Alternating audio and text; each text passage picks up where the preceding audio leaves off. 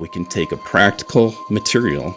It's carbon. We can take something as simple as something we made in a pit, in a barrel, and we can apply it for everyday use. Things that'll make the human experience better. Things that'll improve ecosystem resilience.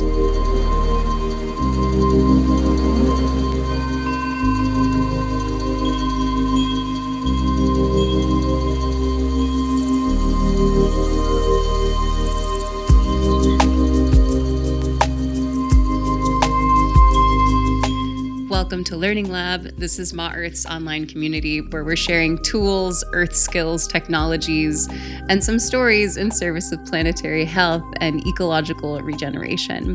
I am Sophia Rockland. I am our facilitator and our host, and today I'm really pleased to be introducing you to John Webster. John is a veteran in the field of biochar, which is essentially an organic technology where biomass or plant matter is turned into an incredible substance through an alchemical process of fire, which can support soil health, storing carbon, managing waste, and restoring ecosystems. John is the Director of Development and Communications for Biochar On Site, which is an organization that addresses critical challenges in wildfire mitigation, forest health, ecosystem resilience, and sustainable land management. He's also the podcast host for the Biochar Show, which is produced by Biochar Today. I'm going to let John explain more about the wonders of biochar, but to offer a little context, we think that this is a really valuable opportunity and technology for the toolkit of land stewards, investors, and folks out there just looking to explore low-tech solutions with really incredibly high-yielding results. As industrial agriculture ventures continue to consume arable land, many farmers face the pretty stark reality of soil degradation. So John is going to break down the basics of biochar from what it is, how it works, how you can get involved, and why it really matters for environmental and community resilience. So there's no shortage of content today to cover. Stick around for the end of the session where we answer questions from live participants tuning in from around the world. Don't forget also to subscribe to Ma Earth's YouTube channel where you can stay updated as we roll in new labs covering a range of different topics on environmental regeneration. You can also subscribe to our Luma calendar to learn when new sessions are announced. So, John, I know we have a lot of territory to cover. You are an absolute wizard of this topic. I'm super excited to dive in, and thank you so much for joining us in this learning lab. Oh, thank you so much. So happy to be here. Thank you for the invitation. I really appreciate it and look forward to helping your audience learn more about something that's really so fascinating. So today we're going to do kind of a biochar 101. We're going to talk about how it works inside of ecosystems, how it works to repair landscapes, and how we work to do things like mitigation efforts. So as mentioned, I am the development director for a group called Biochar On Site. We'd love to have you visit the page. And for those land managers, fire professionals, ecologists, forest owners, all of you out there, we'd love to have you join our group. We do have a monthly meetup the first Wednesday of every month. In order to pay the bills, I have a company called Go Biochar that I founded about 5 years ago. I made biochar and a commercial pyrolyzer, and I sold it to market. And then I also worked with the U.S. Biochar Initiative for a couple of years as communications. I am the current host of the Biochar Show podcast, and I'd encourage you to join me on LinkedIn. So what is biochar? Biochar is, frankly, it's a story of regenerative baking. We think of it as burning if we're still new to it, but it's actually baking. It's an ancient soil conditioner. It has evidence of use through thousands of years with different groups of First Peoples. It's a waste solution. It's a great way to reduce excess or troublesome biomass, and then also create a helpful soil amendment. And then there's the IBI definition down there. So I always like sharing the screen because biochar is so simple. It's so elegant. It's really quite beautiful. I love it when you make it and you hold it in your hands, just like, oh my gosh, this is so beautiful. So, and that's just on the surface. And then once we get below, we can say, check out the configuration here. So this is the structure that makes biochar a lot like a sponge. It has a number of properties to it that make it very attractive to microbiology. It helps to build the networks underground. Those nooks and crannies, they're high-rise condos for all those little beneficial microorganisms and bacteria. It actually has a negative charge. So one of the ways that it builds the nutrients in the soil is that it has that negative charge, and then as your positively charged ions come down, it'll bond to that biochar and hold it in the rhizosphere where the roots are. So that way the plants and the biology can use it. So we can think of it as like a filter for good, right? It helps build the soil organic matter. We're going to talk about a number of things today. I would really like to point out that there's health and safety concerns. So always protect yourself. So when you purchase biochar or you're handling it, make sure to wear a mask. PPE is a great idea. And then if you're going to try making this or you're already working on making this, make sure you have a plan because fire has real risk, including injury and death.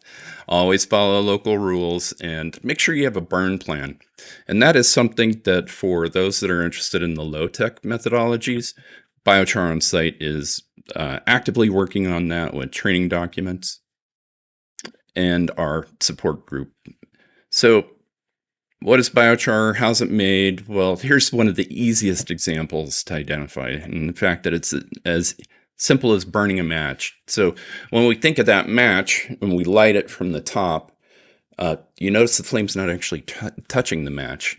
What happens is the flame heats the wood gives off gas. That gas is what burns and not the wood. It is carbonizing. That's how we do the carbon capture. And then when we're doing it with intent and the biomass that we're handling, that's when we can say, hello, biochar. So I'm going to quickly explain something that's called pyrolysis. Basically what this is high heat in the absence of oxygen. It allows us to process the biomass, all the different types of biomass, in order to capture the carbon that's embodied in it.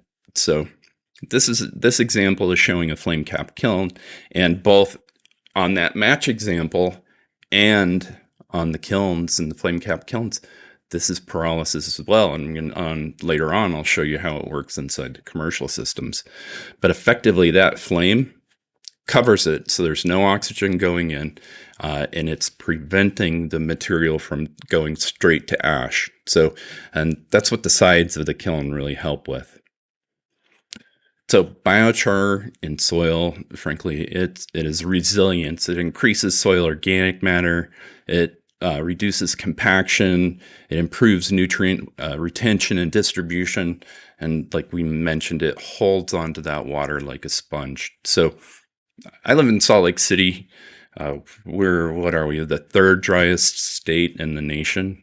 And so water stressors are a big deal. Heat stressors are a big deal. So by incorporating biochar into the soils, it's one way to normalize those stressors. So that way, instead of having those big peaks, it's nice and smooth. And I'll tell you, the plants really appreciate it.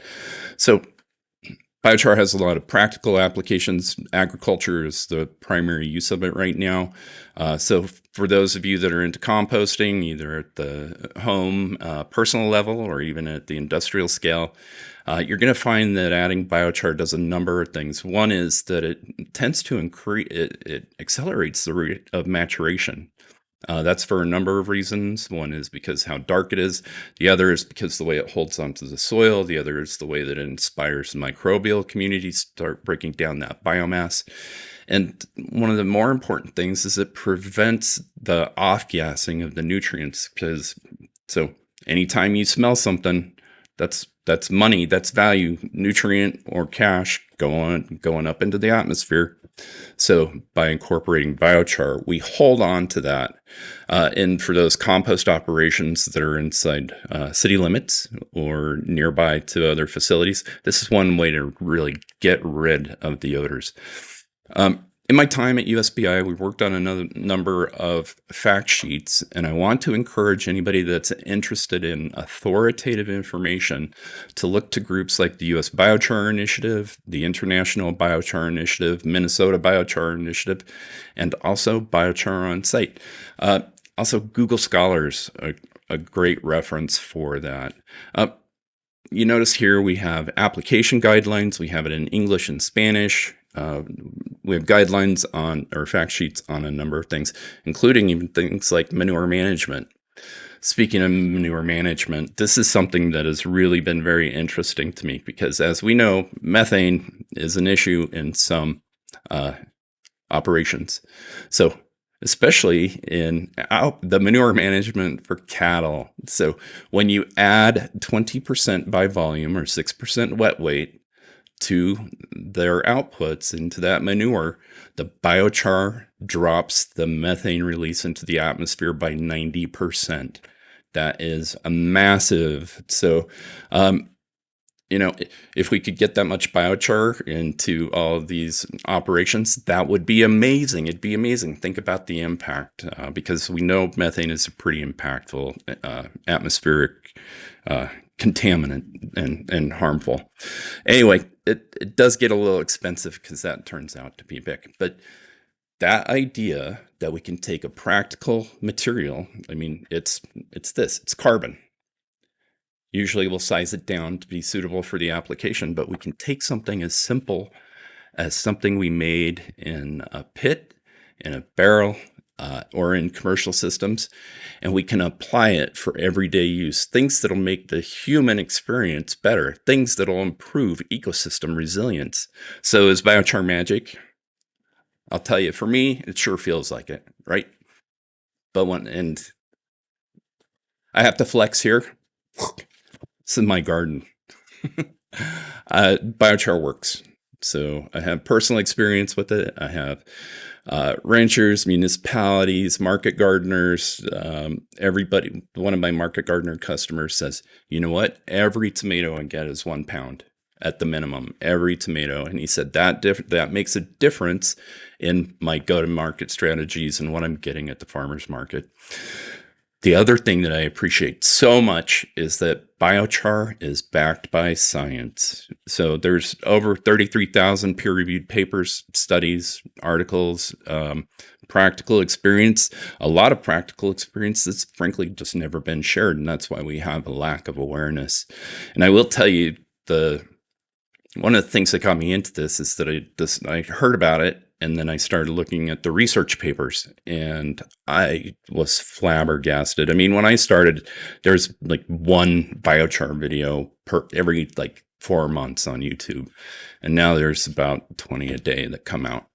So the good news is that biochar is beyond novelty. So I was referencing just 6 years ago, that there's hardly any information about it on YouTube. There's barely any information out in the general public.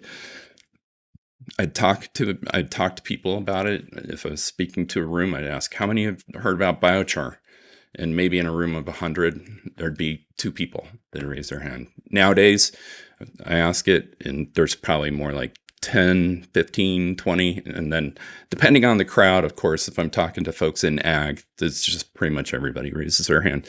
That is a significant change in awareness. It's a significant opening to understanding the benefits of reapplying carbon to our landscape. So what does this mean? It means that biochar is the new carbon. It's the new economy. We have a wide range of applications, and it's going to create jobs. It's going to create opportunities. This is an example. So think about it.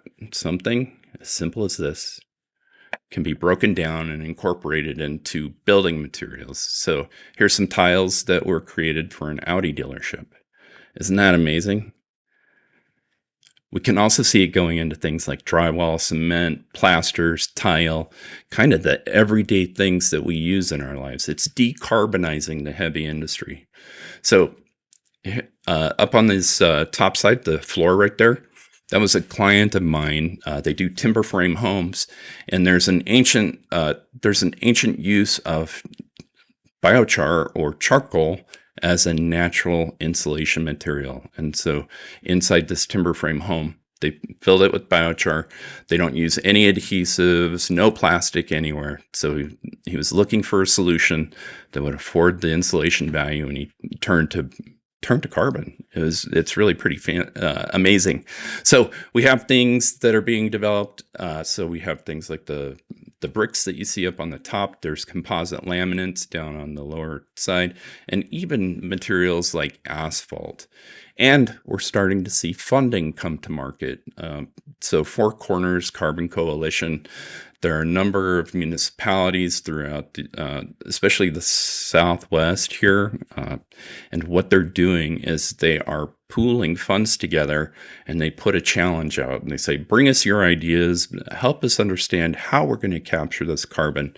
What is it that we can do in order to be better stewards of our environment? What can we do to decarbonize our industry at this local level? And so it's really starting to make a difference. We look at the news. Sometimes it feels a little doomy and gloomy, especially here in Utah. So many fire alerts. You always have to worry about what's going down into the stormwater. Below that, you can see an example of the algal bloom that we'll get from time to time here. Because what happens is when we have all those fertilizer materials going down into our stormwater systems, it makes its way to the nearest water body. So depending on where you're located, that can be a river, it can be a stream, it can be a lake. Here, some of it goes to the Great Salt Lake, but commonly it's going into the river systems and into lakes. And we get those algal blooms, and biochar can help with that. Plus, we also hear news about drought and heat.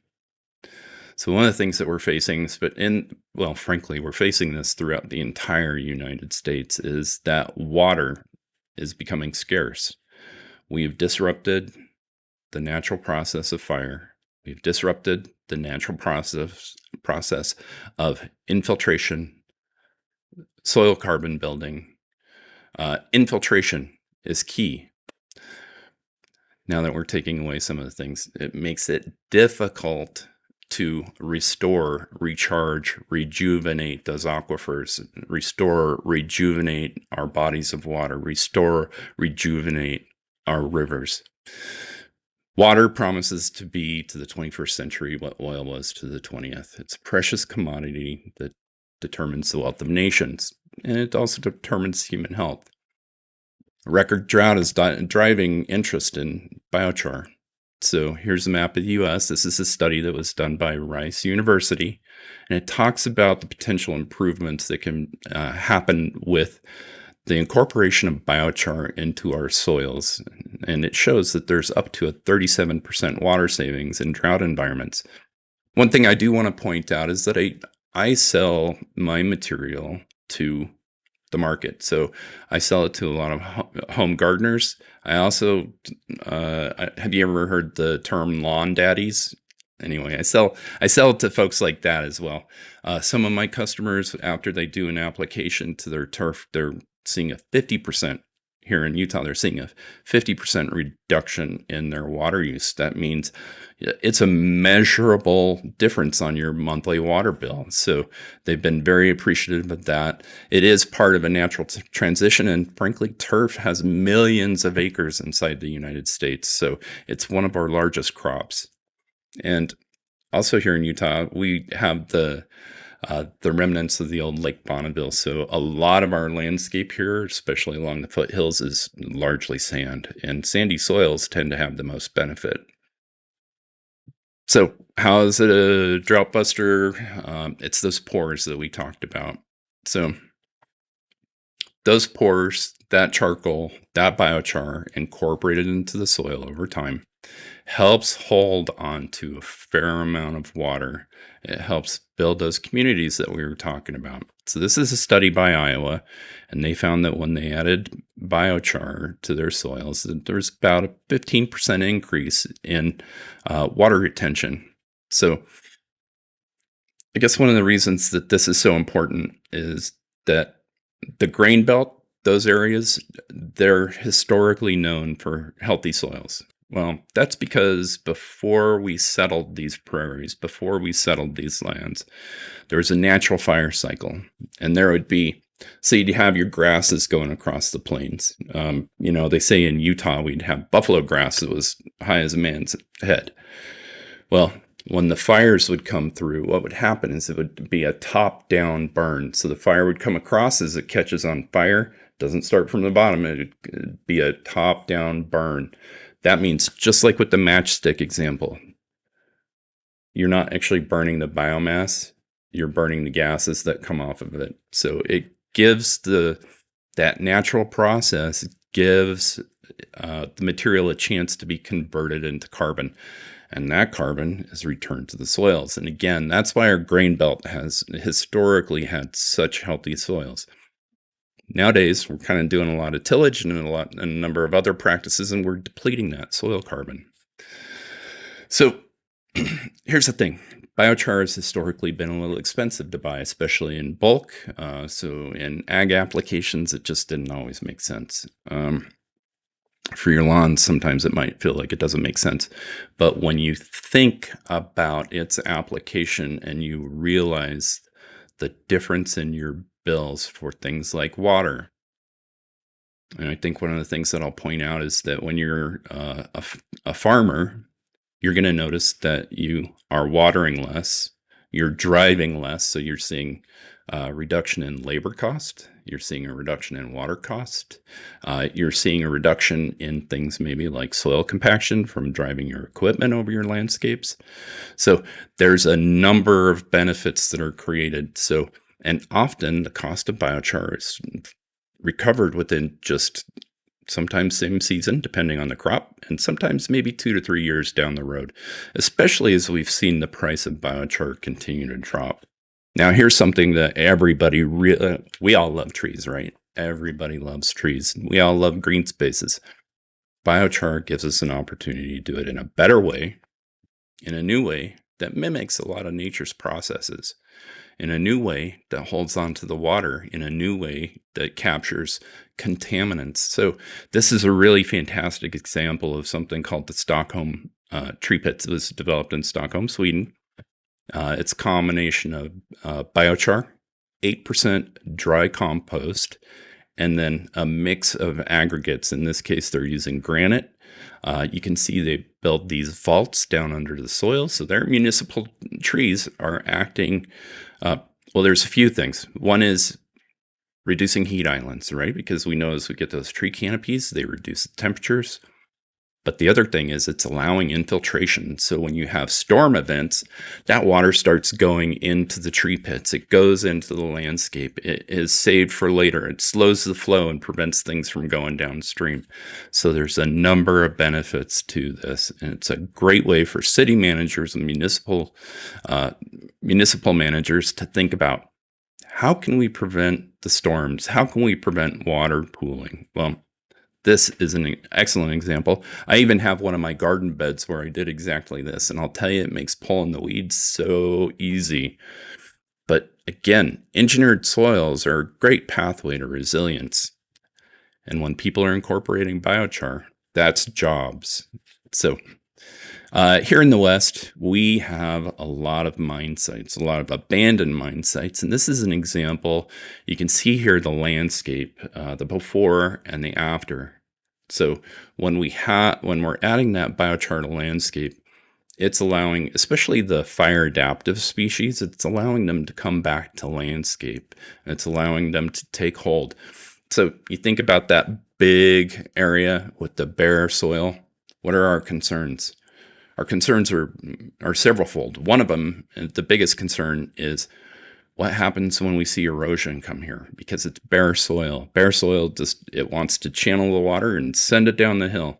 Well, the best way to reduce that erosion concern is through biomass and biomass management. And when we can include the biochar in the soil, we see both an increase in both the above ground and below ground biomass. So that means we have more roots. Those roots hold on to soil. Those roots help reduce compaction. Those roots help with infiltration. The biomass that's above ground slows the water down. Slow water always wins. That's how we get the infiltration. That's how we keep landscapes secure, healthy, and happy. So this is a growing industry. Like I mentioned, I sell bulk biochar. I've been sourcing biochar for some mine site remediation throughout the Southwest. And I can tell you it's only going to get bigger and bigger as we do take care of our past polluting issues. Oh, and you know what I forgot to mention is that that pore structure that's in there, and that ion, that charge that's in there, that cation exchange, when you have the excess heavy metals, it binds. And in some cases, depending on what it is, it'll bind it effectively forever. So when you have excess of things like copper, just a lot of excess, which tends to happen in the mine sites, right? And in the natural and in anything around urban environments. It bonds. It's as if it's by design. It's absolutely amazing. And it doesn't prevent the biology from functioning. It doesn't reduce the water holding. It still builds bonds and makes things better. So this is an example of restoration of a waterway, right? They found that there was a fair amount of pollution that was coming off the top of buildings, and that pollution was going into the water in the local river. It was impacting the salmon population. So they found that by creating just simple filters, you see the two cubes in the back there, they have biochar in them. So as it goes through, it's probably a combination of biochar and wood chips, usually in a larger dimension, and same with the wood chips. You want to avoid the fines because that'll get plugged up. But as it comes through, it bonds with the metals, the paint that comes off the roof. And if you think about it, if you have asphalt shingles, think about all the materials that are coming off. This is also one reason that I highly advise people, even though it's been proven to be safe and effective, if you're doing rainwater catchment off of your house or the building that you live in, make sure you're filtering it first. Biochar makes an excellent filter for all the reasons that I described. Plus, when you catch that first flush, it's a great way to kind of feel better.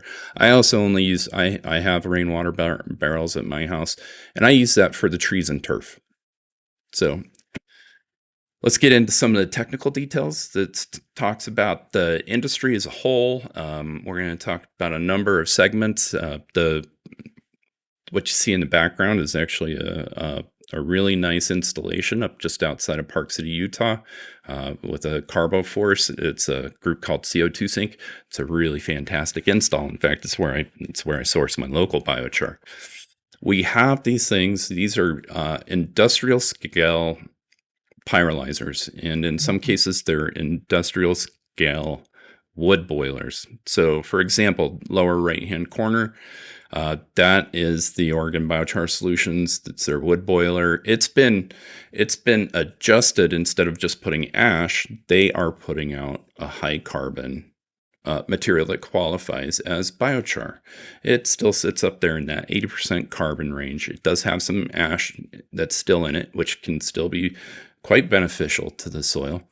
But effectively, we take a system that before was having an issue with waste. And now instead of having waste, this caustic ash that, often landfills don't want it. So where are they going to put it? Well, by giving up just a few percentage of the energy that they'd be producing in the power, they capture that carbon. They're capturing the carbon from the biomass that was going in. That carbon can then go back to their managed forests.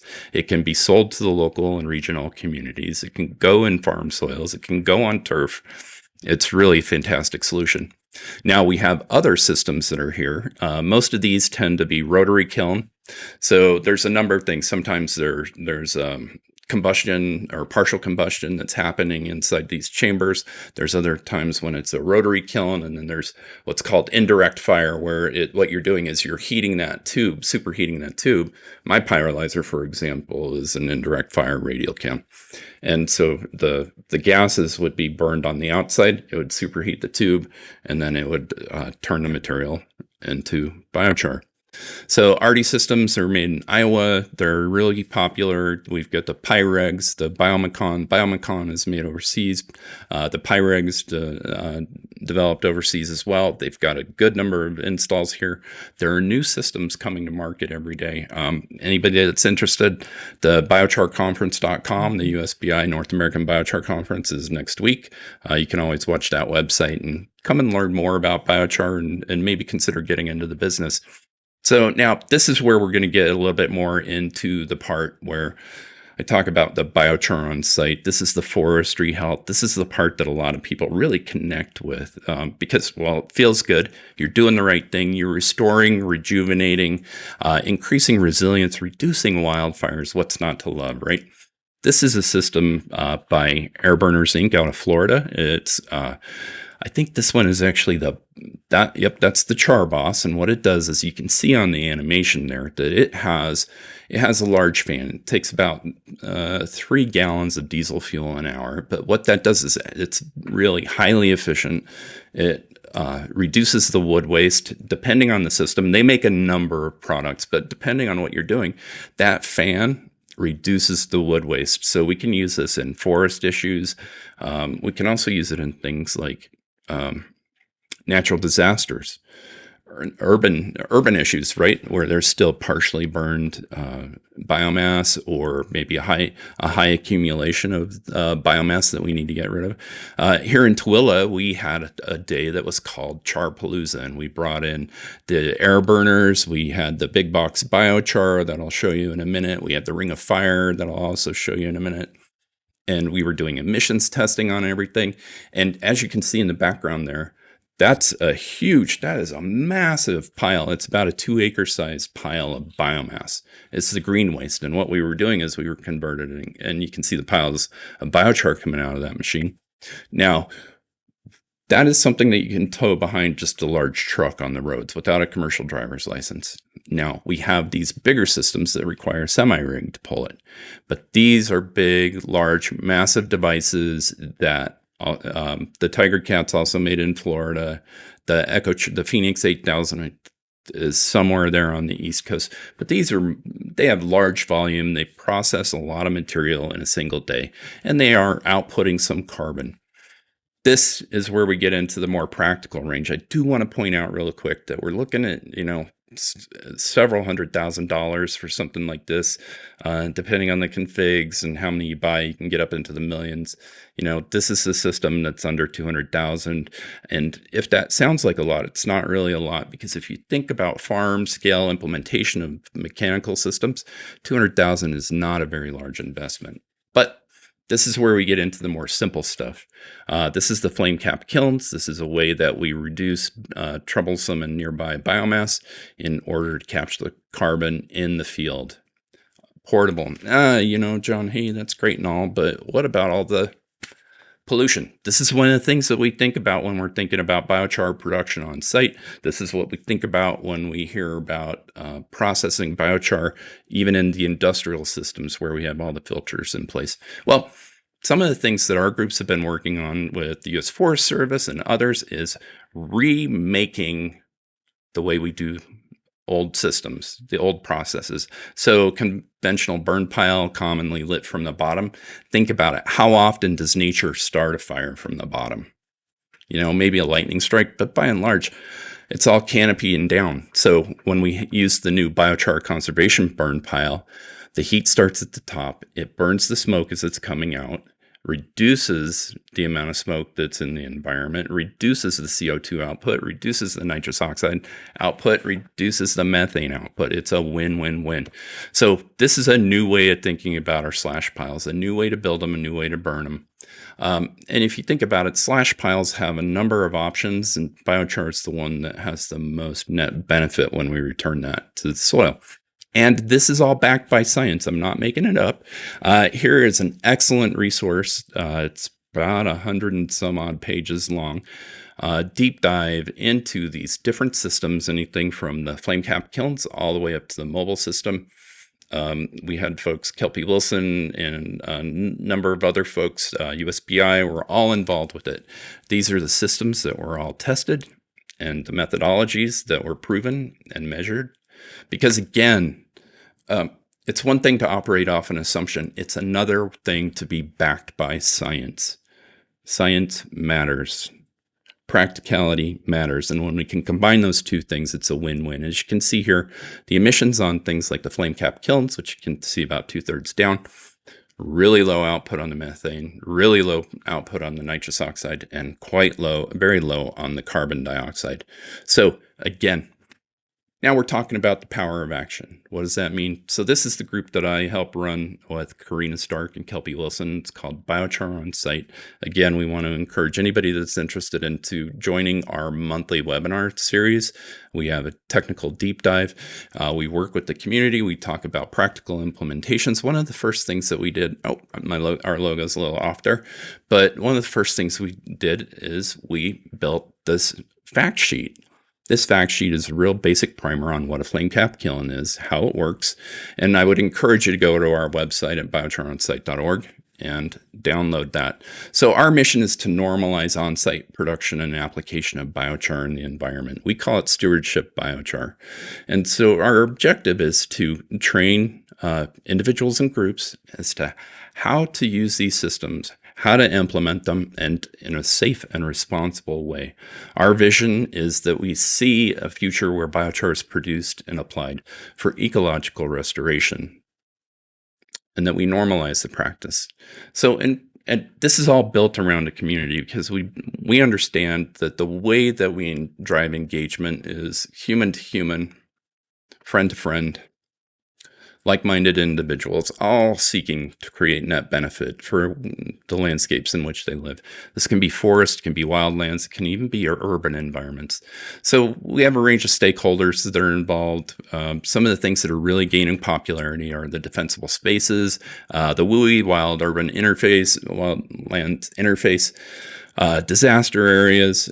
In fact, there's almost no limit to where we can implement these things.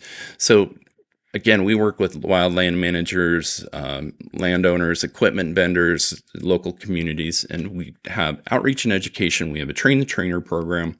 We're continuing to work. We have about 20 different fact sheets that we have lined up. And again, it's all about stewardship. It's about healing and restoring those ecosystems. It's about improving our soils. And yeah, people can actually make money with this. So this is a group out of California called Napachar, and they offer biochar as a service. It's part of their revenue model. The lower picture is where they were processing the spent vines from a vineyard. They did 8 acres worth of clearing, and then they converted that waste into biochar.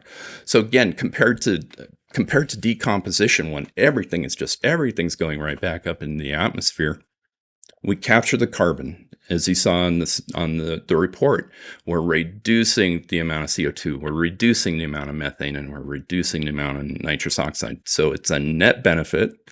It's creating jobs. It's restoring a health to landscape.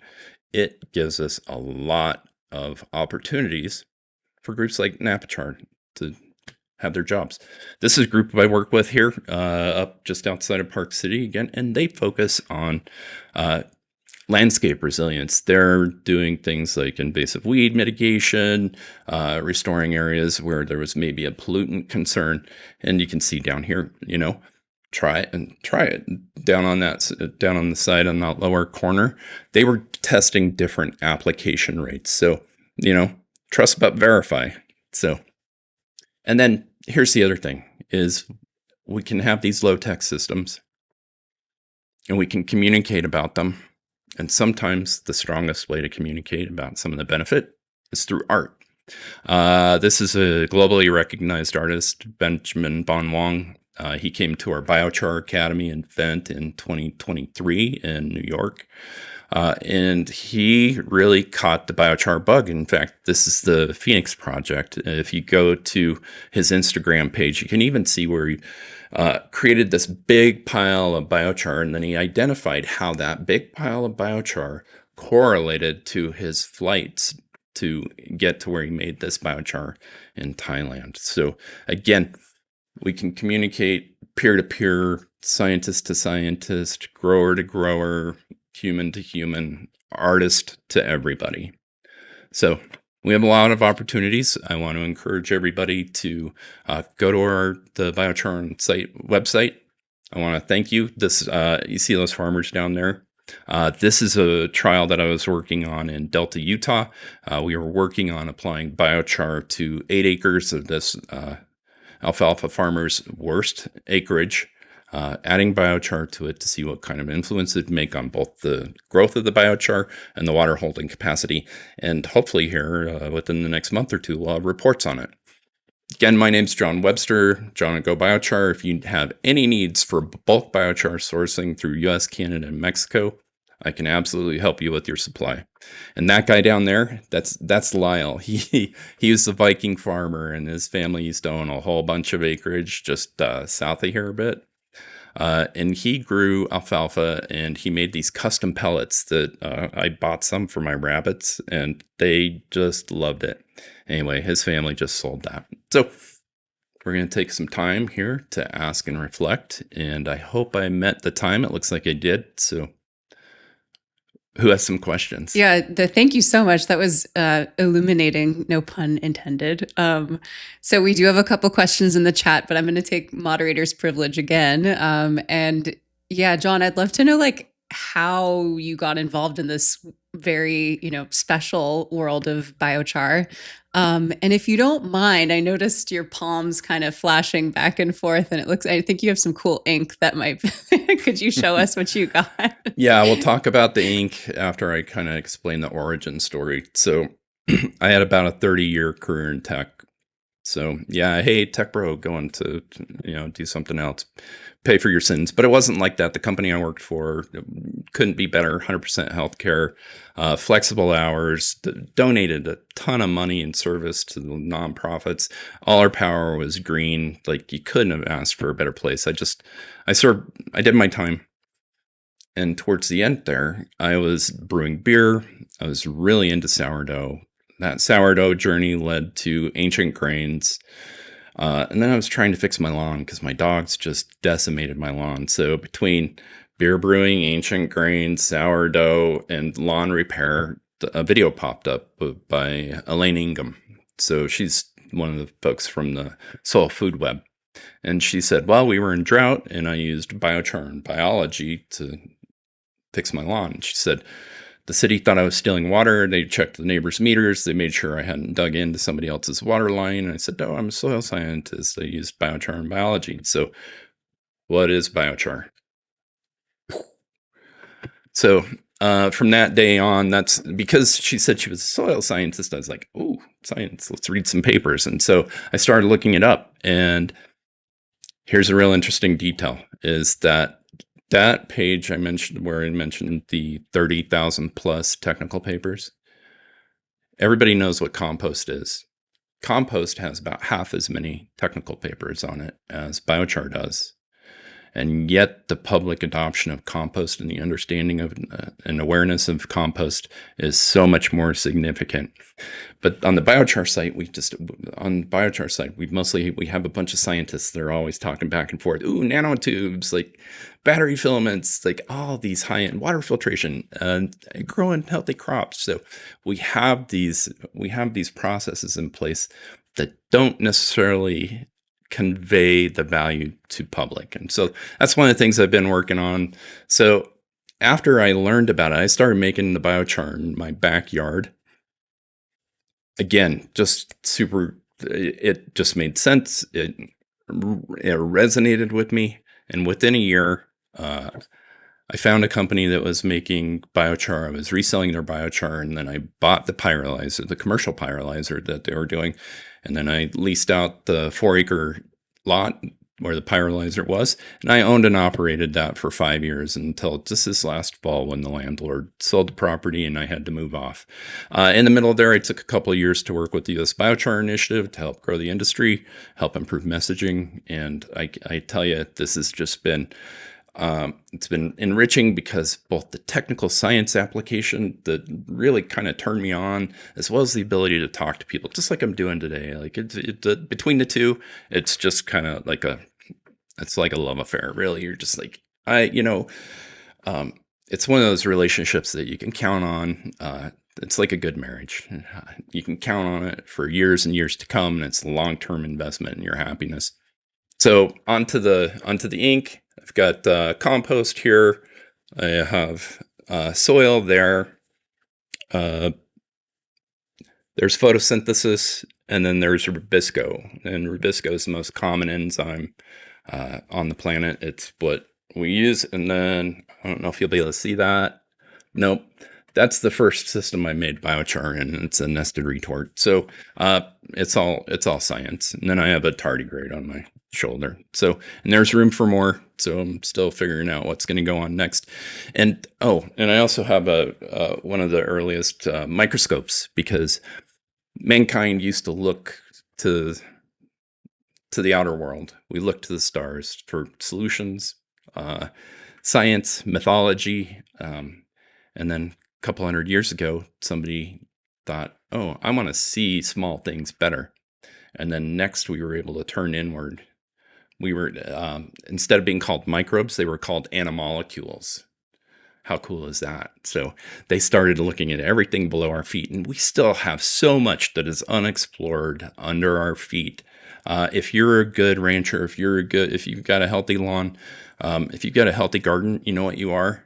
You're a good microbe rancher. So again, these kinds of things, these kinds of symphonies, the baseline, it's just all stuff that I love to be able to help people understand. I incorporate it myself. We can help incorporate it at scale.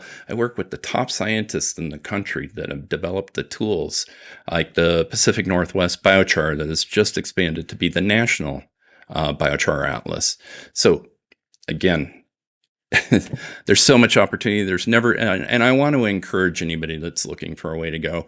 If you think about it, if you work in soil and you work in biochar, you get to play with dirt and play with fire.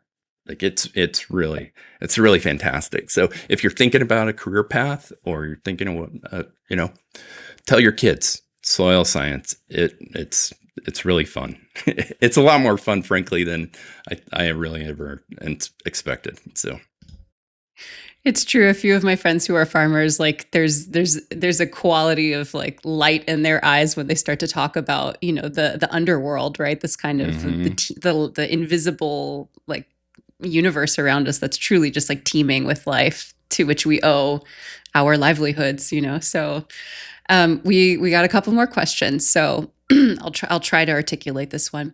Why haven't regular burn-offs been celebrated across the ag industry? Seems like a no downside benefit. I'm thinking particularly places like Idaho with monocrop soy and decimated soils.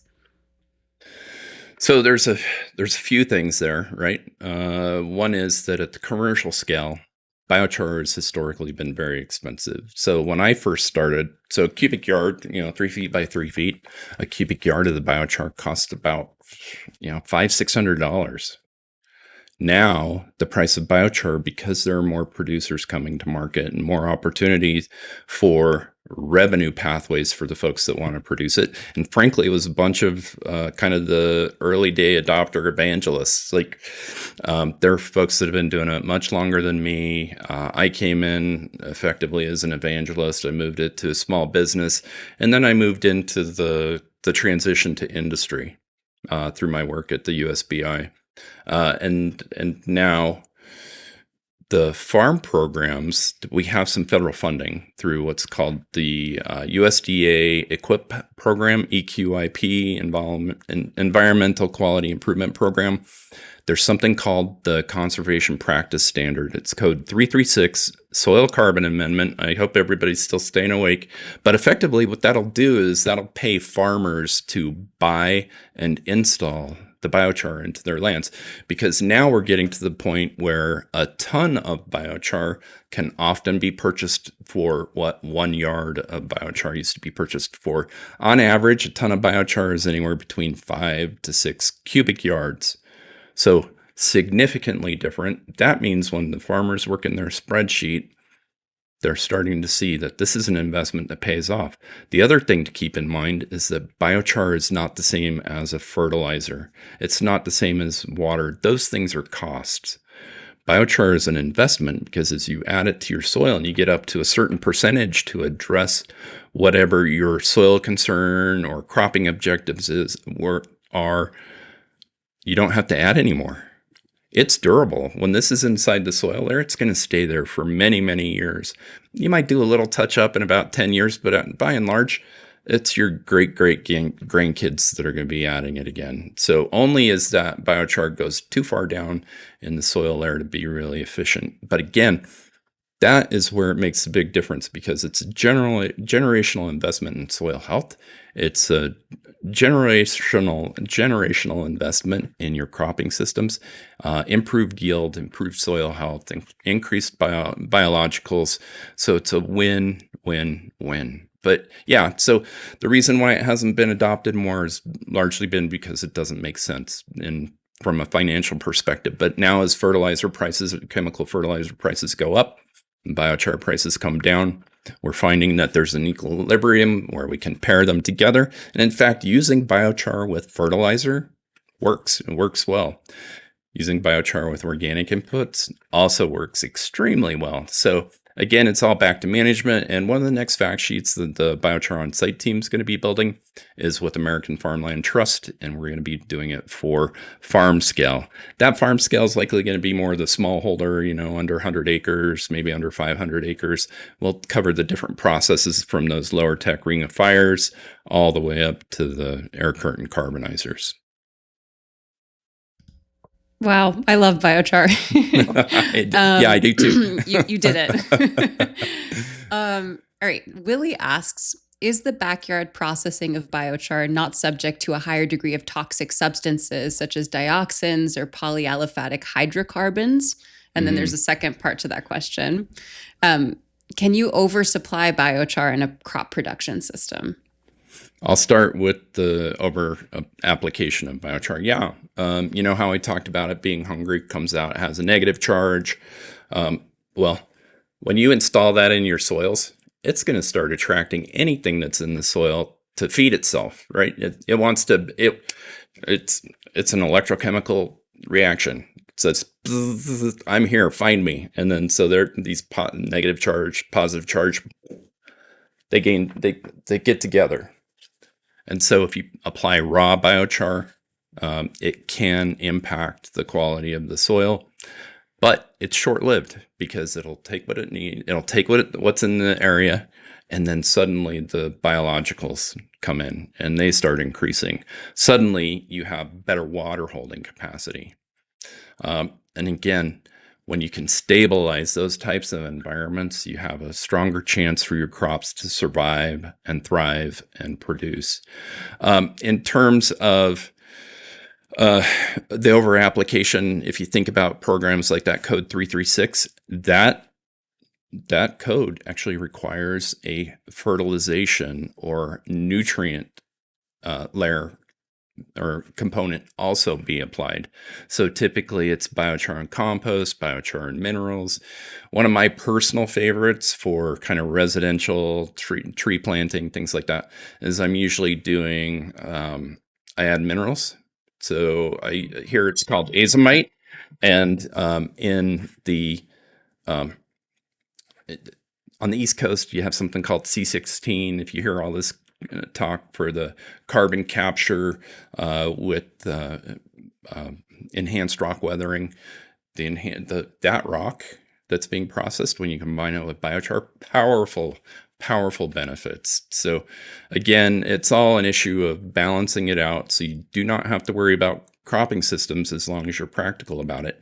I do really want to point out that this works for both the residential and commercial cropping systems, is that if you want a sanity check that Pacific Northwest Biochar Atlas that I mentioned, the National Biochar Atlas Project, they have a calculator. So that's one of the things that was drastically missing from the industries. We didn't have a predictable set of tools.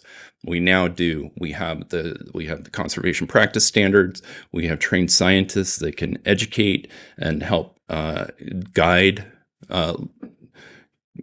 growers on how to do the application. We have the application guide from the U.S. Biochar Initiative. We have tools. We can make sane judgments. We can make sane application strategies. Now to move on to the backyard concerns. So there are some, so 30,000 plus papers out there. There are some that are bad.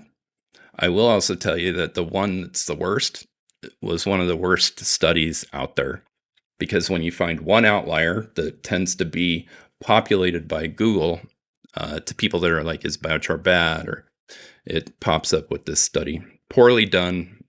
The guy won't retract it. It's really a shame. But there are studies that are out there that are bad. There are thousands and thousands more that show it's good. So if you take one against many, you'll find that when you average it out, those many can reduce it down to a safe, affordable, practical pathway to soil resilience. I do want to point out that when we're making it in the backyard, if you don't know what you're doing, if you're not following practical protocol, this is one of the reasons we drew up the flame cap kiln fact sheet, because if you're making it in a way where you're not really sure, if you're not really maintaining temperatures, if you're not doing it with proper intent, then yeah, you can make a biochar commonly. It's well, it depends. There's so many variables, but if you're not making it properly, even if your intent's there, but the technical specifics aren't there, you can create something that might not be beneficial. But if you think about it, the material that we commonly use to cook our food is a charcoal that is loaded with those PAHs that he was asking about. Absolutely loaded. But you know what? They taste great, right? There's those flavonoids, the terpenes, that's the stuff that gives our food the flavor when we're cooking it on the grill. So, you take the good, you take the bad. We celebrate the wins. We absolutely celebrate the losses, because the more we understand about the losses, the better. I will also point out that in the suite of tools that I discussed, 2 years ago, we had a glossary come out. So now when biochar researchers are doing their research, they reference the glossary, and now we're all talking the same language. That is massively important, because there's a lot of research where people were making things up. You have your investors that make things up, and they're not speaking the same language. So even though they're trying to mesh and merge, the pathway's just not there. Real quick, I also work with a lot of investors. I work with equipment developers. So any of your folks that are out that are looking to move things at scale, and I encourage you to, because this is important work. This is opportunity. It's a sense of community. It's an opportunity to make money. So we can do well for the environment and create jobs and make money. So it's kind of a win. That's another win-win-win. But using that biochar glossary is a big step. And sometimes those studies are funded. This is the last thing on that topic. Sometimes these studies are funded, but they're inadequately funded. So I know of one from a local university. They did a trial. It only covered the initial application. It was supposed to include a nutrient. It was supposed to include like a 3 to 5 year follow-up on the studies. They ran out of money. And so they still published a paper, because the funding dictated that they publish a paper. That paper was not necessarily beneficial. Came out a little bit on the negative, a little bit on the neutral. But again, if they had proper funding and could have executed the entire intent of the study. So again, we have to take these things, for what they're worth. And by and large, that same statement could apply to some of the positive studies as well.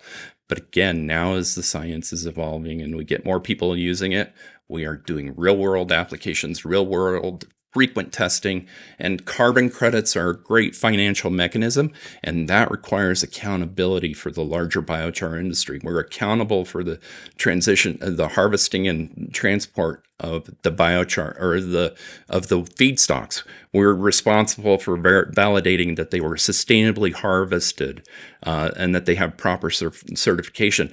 We're accountable for any of the carbon that's created inside the production process of the biochar.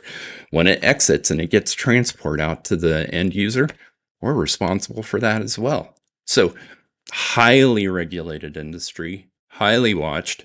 But when you're talking about carbon credits, 95% plus of all issued carbon credits today are based on this simple material. It's driving financial markets. This is carbon. It's simple, but it affords us a lot of elegant solutions for modern life. Wow. We Yeah, have don't get me going, right? Yeah, no, I feel like that could just like open up into a whole other universe. I do want to acknowledge that we are at the top of the hour, but we do have some continued engagement in the chat. So, John, if you're open to it, and anyone who'd like to stay for an additional 10 minutes, we have 2 more questions that I'd love to touch on before we go. So the first of the 2 questions comes from our friend Gmo, who asks, curious if you have suggestions for the most viable use of biochar in forest fuel management applications. What type of equipment, transportation, and logistics are involved? Keeps going. Any applications of carbon credits integrated with this? And separately, also curious which inoculated biochar use cases have achieved the biggest scale. That is a good couple. I'll probably have to have you refresh me on that. So, first off, I want to talk about the government funding. So there's another code called Code 384, which is dealing with woody residuals on landscape. And so landowners that are inside the EQIP program can actually get paid to buy a biochar kiln, like the big box, Ring of Fire, any of those types of systems, or even some funding towards like those air curtain carbonizers. And then based on the fuels density on their property, they get paid, and it helps with the harvesting, helps with the conversion, and then the reapplication of that material to landscape. So that is one mechanism that is starting to come into play. The other is that you have groups, there's a group here out of Park City called Circle Forestry. And we actually had some pretty good national coverage recently because we did this really innovative work with an HOA that's up in the woods in Park City. Resort community. Everybody's worried about defensible spaces. The slightest hint of smoke really kind of sets people off. They're so worried about fire. But again, the fire system has not been honored. We have super dense forests. We need to do fire hardening. We need to prevent those fires. We need to reduce the risk, both the damage that can happen to structures and humans, as well as like the smoke. When I showed you that, when I shared the output and we talked from that U.S. Forest Service study, we identified that wildfire smoke has all these massive amounts of contaminants, all this CO2. So when we look at these types of systems, the air curtain carbonizers, the Ring of Fire, the big box, and there's new products coming to market every day that are intended to do this, we can build strategic plans that will allow us to safely and effectively harden those critical landscapes so people don't have to worry about losing their homes. And then we can also restore resilience, because when we put that carbon back in landscape, especially in the forest applications or in the wildland applications, when we put that in the soil, and it'll work its way down, even if it's top coated, it'll eventually work its way in. It slows down the water. Slow water always wins. Slow water always wins. It returns to the local water cycle. And what does that mean? That means if in the case of a fire event, slow or wet stuff burns slower. Common sense. Common sense. That's part. Nature did millions and millions of years of research and development. All we're doing is we fine-tuned it to honor those processes, to honor the past, to create and capture that carbon and restore it to landscape. And yes, even things like that Ring of Fire kiln qualify for carbon credits. So now there are the financial mechanisms.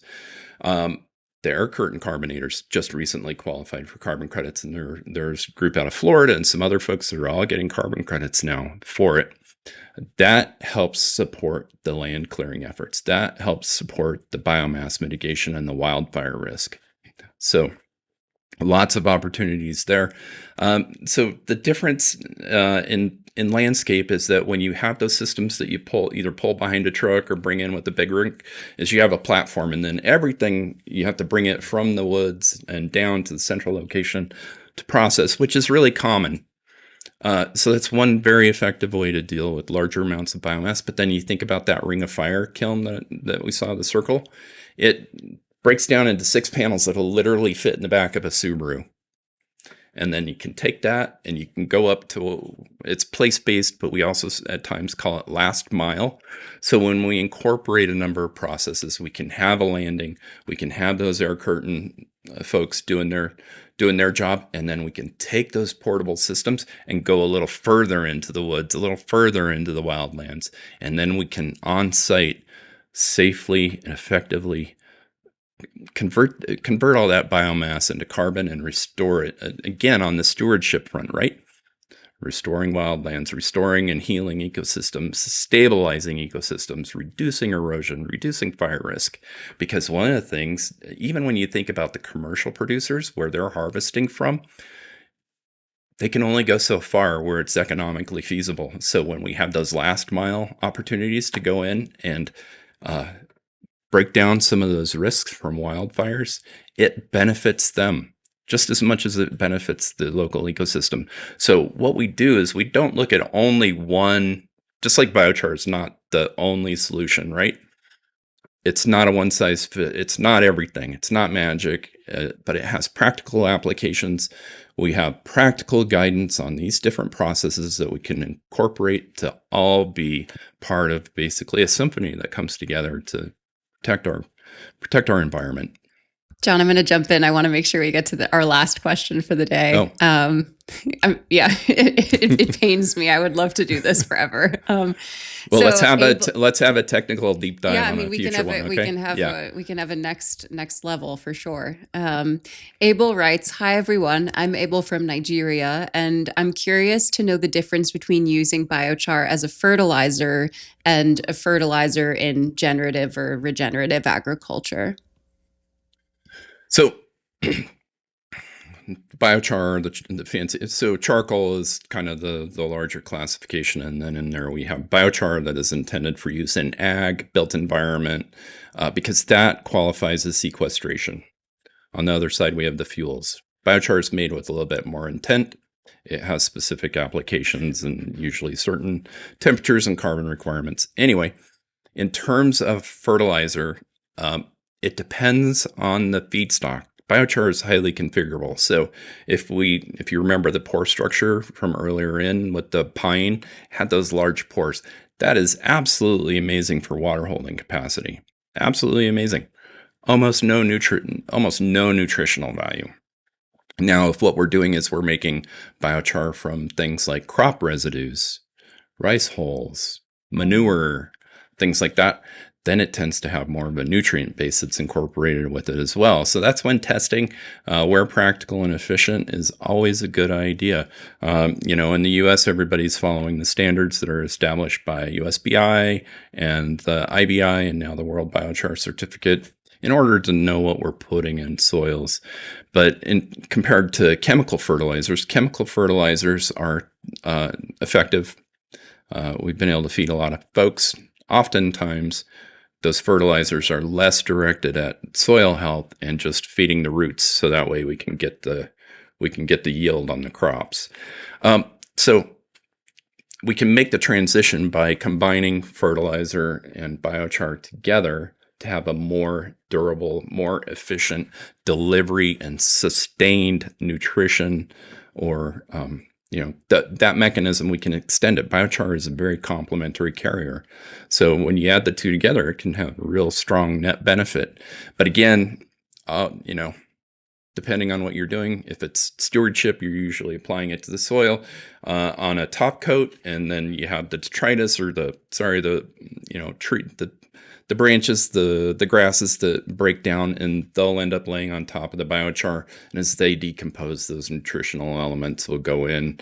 The worms will come up and take it and literally take the biochar down into the soil. Cattle, livestock, wildlife, they'll actually eat the biochar because that carbon settles their stomachs. So, and there's like on the deep dive, we can talk about animal husbandry and all the benefits that are there. But yeah, it's really amazing. And yeah, always if it's a raw biochar, you're safest to incorporate some level of either a natural nutritional component, or if you know what your fertilizer application rate is, then you can do that. And again, that biochar atlas that I was talking about, that will help you make the decision. It helps you identify the type of biochar and the type of additional amendments, whether it's mineral, chemical fertilizer, compost, or other. It will just safe, sane, practical decisions for your soil applications. John, thank you so much for, everything you're doing for this space, for regenerating ecosystems, producing career pathways. It's just like such a multifaceted, technology. And thanks everyone for sticking around a little bit longer. Before we close up, John, I'd love to know, how can we best support your work, stay in touch? I've dropped a few links in our chat, but if there's any immediate way that, we should, stay in touch with you and support your work, love to share that. Thank you. The number one way to network with me is through LinkedIn. My username is John801. It's probably been dropped and it'll be in the show notes. Reach out to me there. That tends to be one of the more prolific biochar kind of forums and communication pathways. I'm happy to help. You can look at my website, which is getting a revamp right now, at gobiochar.com. And then additionally, so I want to encourage you to look at the confirmed and established resources as your primary source of guidance. So biochar.org is the U.S. Biochar Initiative. International Biochar Initiative.org is the international group. Find those resources and trust them because it's curated content and it'll help you make sane decisions. After that, you can look to groups like the Biochar on Site program that I run. I do quickly want to mention that my Go Biochar, again, is bulk biochar supply. It can help you with all your agricultural supply needs, new product needs, all the way across the board. Then Biochar on Site. We are a volunteer group. We desperately need funding. We desperately need volunteers. Right now, the things that we need is we need a web designer. We need somebody that can help us edit our webinars so that they can go on to YouTube, maybe a little social media help, and effectively, and who can help us share the message around these low and mid-tech systems and the benefit that they can provide. And so anytime on social media, you can amplify us. You can find Biochar on Site. It's usually that full name, both on LinkedIn, Instagram. I think we're on Twitter. We're not on Facebook. And then there's also, last thing, there's also an email and web archive forum under biochar.groups.io. Someday we'll probably have a Discord channel, but for now we're using the forum as our communication pathway. Everybody is welcome to reach out to me. I will always help you get started on your path. Depending on how busy I am, usually it's maybe just a few minutes, but I've got great guidance. I can absolutely help you. I'm super committed to this. 100% probably shows. We can do this. Every one of you can make a difference. Every one of you can make a difference. Whether it's that you start making it on your own, that you help support science, that you demand that the products you buy, especially the food products, that they know that you want them to practice the more regenerative practices. You want them to use things like biochar when they're dealing with their manure management, their cropping systems. Your municipalities, taxpayers hate paying for water. Get them to invest in biochar, and then that way you can have nice green spaces, healthy trees, and you're spending a fraction on the water.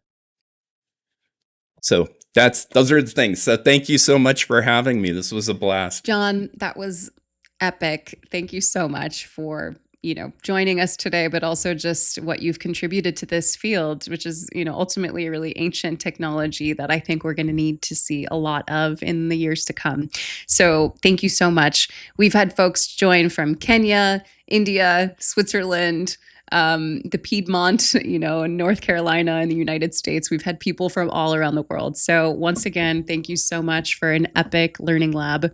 If you would like to stay updated, you should subscribe to Ma Earth's YouTube channel. And if you want to be the first to learn about upcoming episodes, please subscribe to our Luma calendar, which you'll also find in today's show notes. If you ever have any suggestions for, sessions that you want to cover, please write to community@maearth.com, and we will look at those and try to find the best teachers in the field to help educate, our global audience of land stewards and allies of the movement of regeneration. Dawn and everyone who participated, thank you so much for an awesome session, and we will see you next time in the Learning Lab.